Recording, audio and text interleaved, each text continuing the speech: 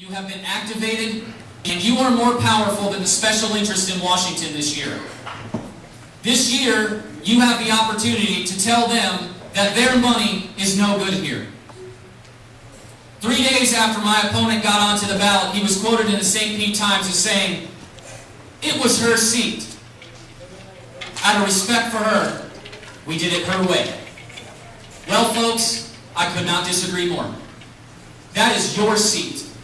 And out of respect for you, we're going to do it your way. And on August 24th, you're going to make that decision. But before I close, I got to take a personal moment.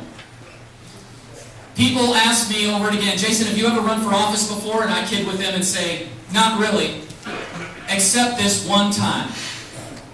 In the 7th grade, I ran for class treasurer, and I lost. But 9 years ago today, I married my opponent."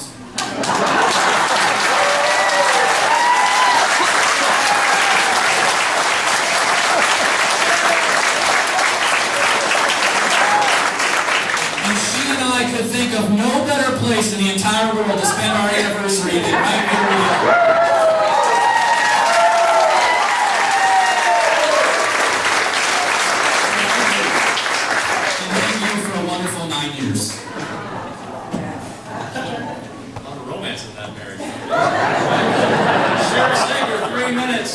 All I will say is that I won't marry my opponent.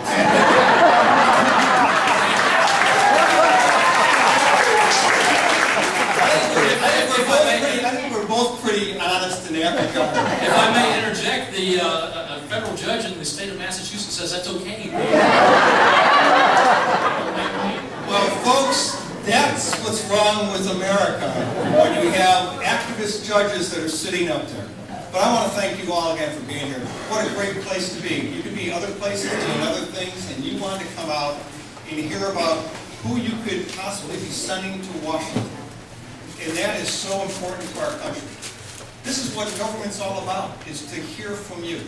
Every time I go to one of these forums, I learn something more about what's important to the people that we want to represent. And the challenge is this.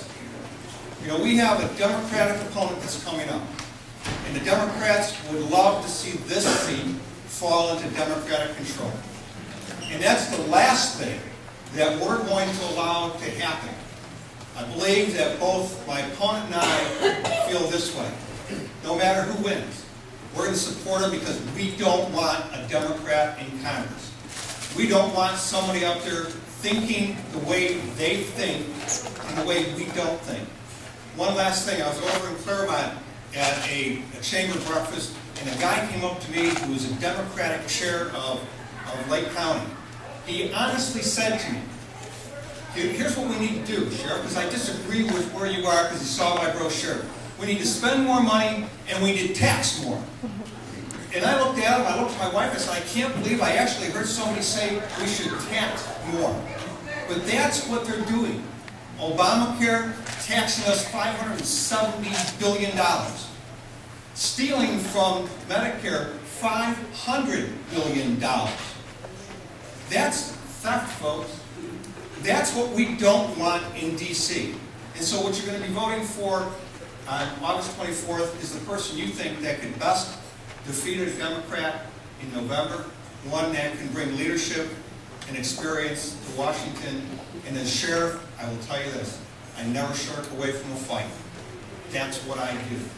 When I put my deputies out there, we don't go out there to come in second place. We come in to win and put bad guys in jail. And that's going to be my stance when I go to D.C. Thank you so very much.